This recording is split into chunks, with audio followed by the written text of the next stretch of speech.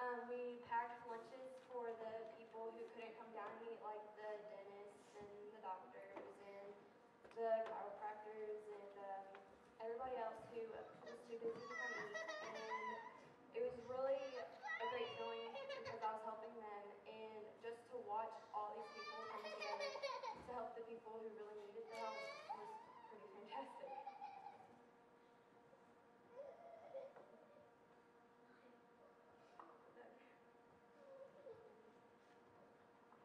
I was a shepherd. Last year we called them advocates, so you may have heard that term. But I got paired with the people going through, and I got to take them to the stations they wanted to go to. The first man I went with, he never would come out and exactly say, but he said he had to be there. And I had heard from somebody else that the drug court had made people go. So I think he was a result of that. But he had been recently started going to Southeast Christian and been saved. And so he was like, well, I don't really feel like I need to be here or need anything. But I had said to him, well, God has a purpose for you to be here. And I have a feeling we'll see him on the volunteer side next year. And then as we were going out, somebody else said to him, God has a purpose for you to be here. So the next person I helped to go through didn't speak any English, so I didn't get to minister to him, but he had a need met. I think they said his vision was 2,200, and he'd never been to an eye doctor before. And so the Lions Club had given him some resources where he was going to be able to get to an optometrist in town and get him some glasses so that he could see. And I was able to give him the Spanish Bible as he left. So although I couldn't witness to him, I couldn't talk to him about Jesus, we definitely met a need. And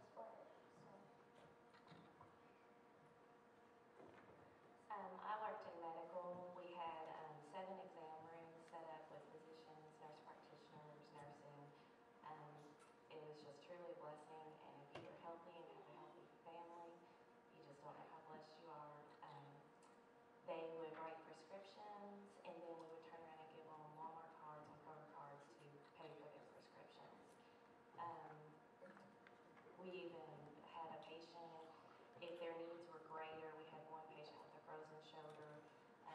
Dr. Smith even set that up to go back to his practice at another time free of charge. And I saw that last year too with multiple procedures. So it was truly a blessing for me.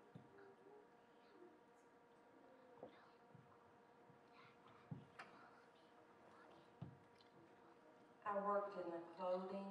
I arrived on Friday at 12:15, and they were just starting to set up the clothing racks. And I worked in there all day. And Charlie came after work with a lady that works as a lunchroom monitor.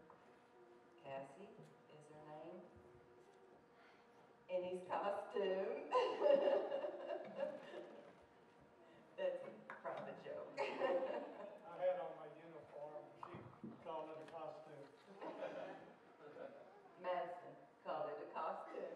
And by the time we got through, everything had been hung up, and there was just a few sacks of clothes in a corner that had to be hung up. And Ruth Ingalls said, if we don't need them, don't hang them up. So I don't know how I got everybody coming to me, but she said, Sharon, you worked this last year, you know how it goes, take over. So the next day, after getting to bed at 10 o'clock or 10:30, I got there at, what was it, 6:30? Because Kenny wanted the gatekeepers to be there at 7 o'clock. So Charlie said, we've got to be there by 7. So we went back to register, and we were some of the first to register. And somebody looked at me and asked, what do I do? And I said, I was told to register this and give the form over to the people with the laptops, put a name tag on, and let's see, what else was it? Under 18, he had to be notarized and sign the bottom of the form. And I was just overwhelmed because people started asking me questions, how to do this, and I didn't know.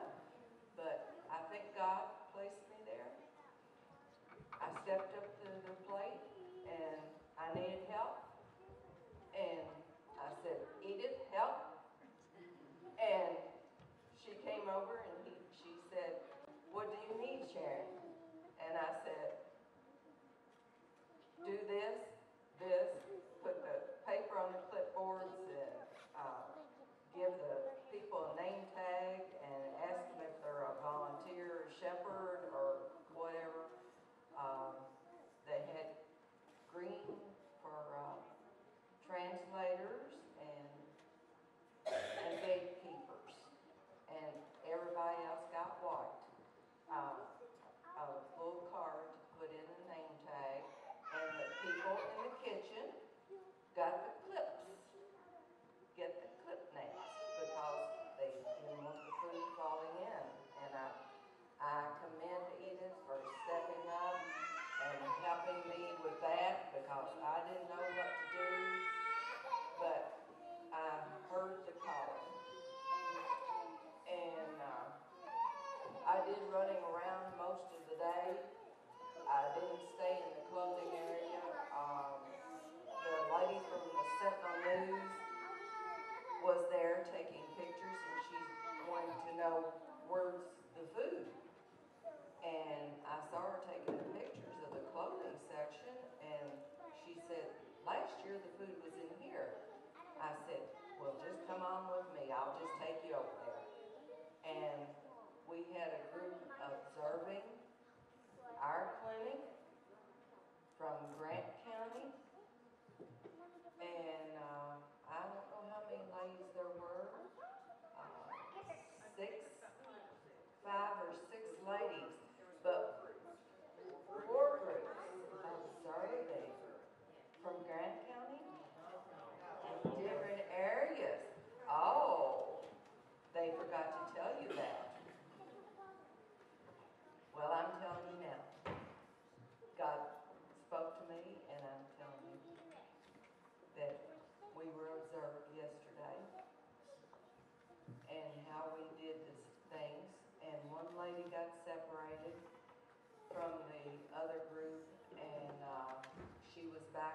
food pantry, and the food lady didn't know how to answer her questions. So I said, do you want me to show you from start to finish?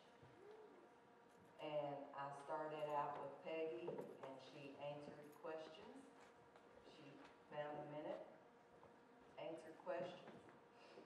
And I took her up to the balcony, and I said, oh, they're showing videos. She said, that's a good idea. And I said, if your church has a pull down or a screen of any type, you could show Christian rock videos of bands. She said, that's a good idea. You reach teenagers through that. So I said, I'm not a teenager, but I love it too. So I took her and found Brad, and I left her with Brad, and she met up with her other group of ladies coming around the corner. So I said, I'm leaving you in good hands. Brad knows how the clinic goes. I went back to the clothing section. Well, I got pulled away again. But it was that way all day. You know, you go there for one thing, and I had plenty of ladies.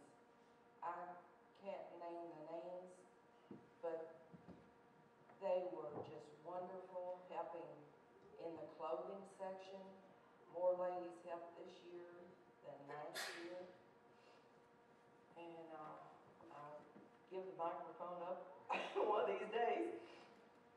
But I had a lady tiptoeing over at the corner of the pantry table. And she was dressed nice, and she was tiptoeing and looking all around. And she said, I want to find the person in Kroger that told me about this clinic. And she said, I don't want any handouts. I said, we're not here to give handouts. We're here to give hand-ups. Do you believe? She said, in God? I said, yes. She said, I believe in God. And I said, that lady was God sent. You need to stop looking for her because you're here. And her words sent you to the clinic. And she said the medical team of doctors and nurses were so patient with her. She had had a heart attack last year, and she didn't know how the blood flow goes through the arms, and her own doctors just looked at her like she was out of her mind when she said she's having trouble with her arms, the blood flow in her arms. And she said, I just want to thank that lady. I said, well, she's already been thanked. You're here. And we hugged, and we cried, and we hugged again. And she said, I said, don't you want any personal items? She said, well, I do need a bar soap. And that's all she wanted, was a bar soap. And before she left, she had toothpaste and toothbrushes and lotion, and I loaded her up, and I didn't see her again. But she was sent there, I believe, that the words were put in that lady's, blonde lady's mouth at Kroger to send her there.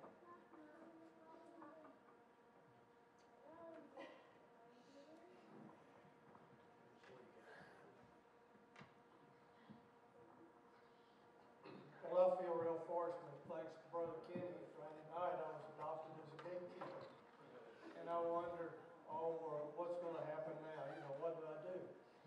But like Peggy said, I think she said she was more blessed because she got to see everybody. And I saw almost everybody that come in there. I didn't spend meet everybody. There was 4 people that stood out to me. One was our groups of people. The people that came early, the people that live under the bridge. I've always heard about the people that live under the bridge. I've met the people that lives under the bridge. There was a black lady that was blind. She came in for a manicure. She'll never see what happened, but she got her manicure. Towards the end of the day, there was a lady come in. She come through the door, and she was having trouble standing up. So we relied on Kenny again. We need the wheelchair. And like always, Kenny comes through. He got us a wheelchair. And the last I saw her was when I took her down to the registration and left her there, and they took her on wherever she wanted to go. After we closed the sanctuary down, vacuumed the carpet, folded up the tables, and put everything away, I went downstairs. And I was more moved downstairs than anywhere. There was a group coming through, a little boy, about 2nd grade, something like that. He had some macaroni, and he wanted to carry that macaroni. He was hugging that macaroni like most kids do teddy bears. Kids shouldn't have to live like that. And also the gatekeeper, Tommy and I, gatekeeper in the vision section. I think we had 197, I believe it was, that came through there. It got kind of hectic at times. They gave us, everybody was patient, I have to say that, they were patient.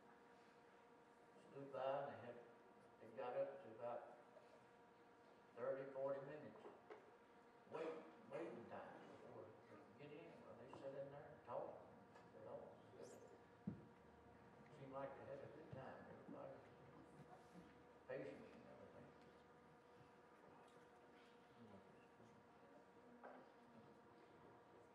Y'all remember Michael, 3 weeks ago, says we got 8 buses, 6 drivers? Well, Linda's got a big mouth. I stopped him in the parking lot. I said, I'm enclosed. I said, if you need help, I'll help you.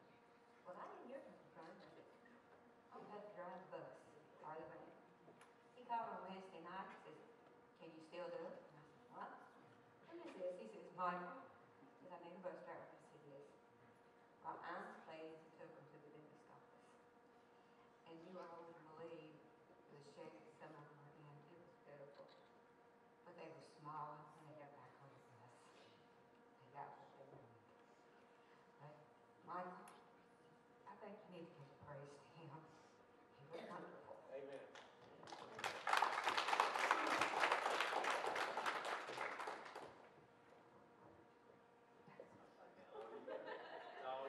We had lots and lots of people shopping for clothes, and I noticed some ladies just shopped maybe for an hour or more. They were so thrilled that they could go through all those clothes. And the lady that Charlie was talking about that was blind, she also had a facial, and she looked so pretty and her makeup done. And she was so thrilled that she'd had her makeup done, and she really did look pretty. And she wanted purple and lavender clothes. So one of our volunteers went through all the clothes and found what she thought that she could wear in those purples and lavenders and showed them all to her and told her about all of them. And she was just so thrilled that she had these clothes that she wanted. And also, we had a need for sheets and bedspreads and curtains and things like that, which we only had very few of, but we had lots of people that asked for those, so that's something we might think about next year.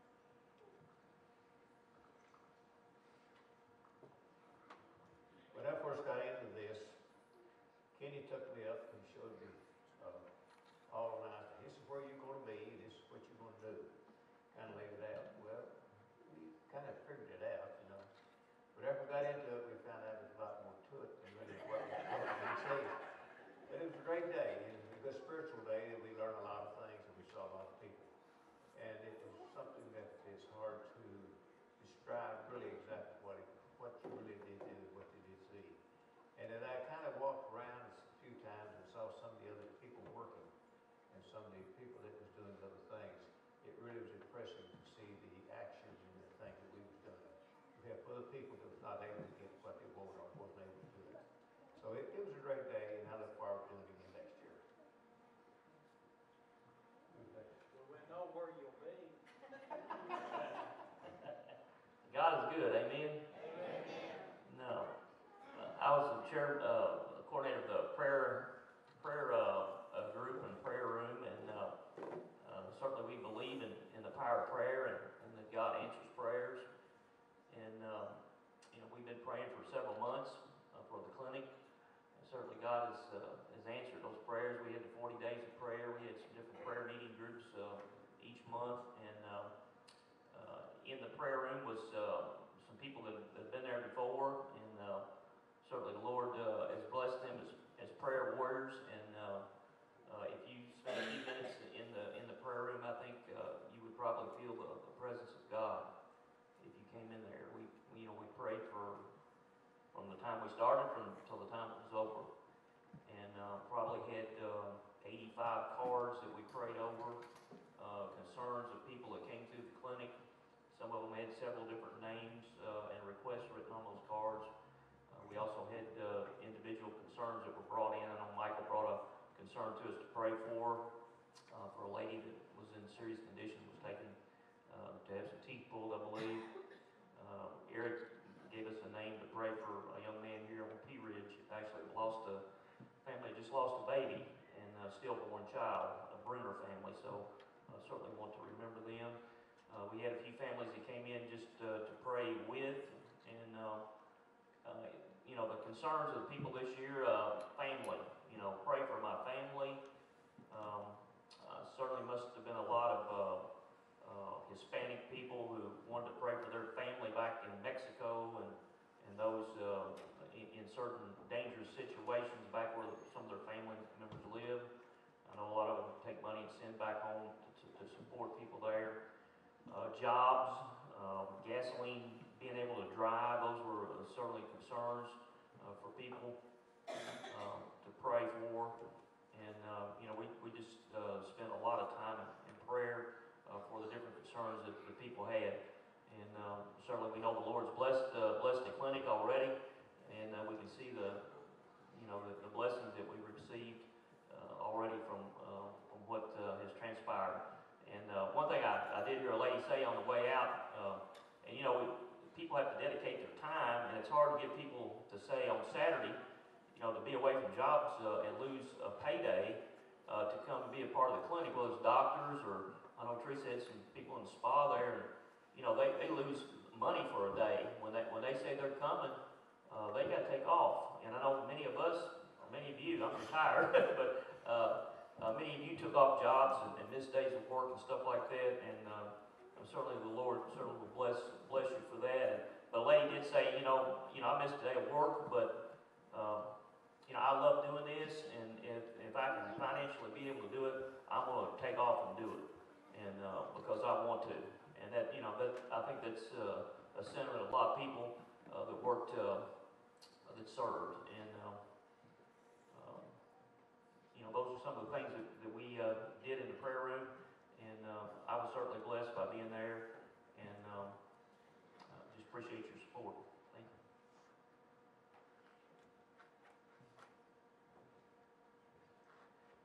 First, I was in registration about telling people where their jobs were during the day and helping enter in the computer so Judy could have her statistics with the wonderful documents created by the most awesome Tim.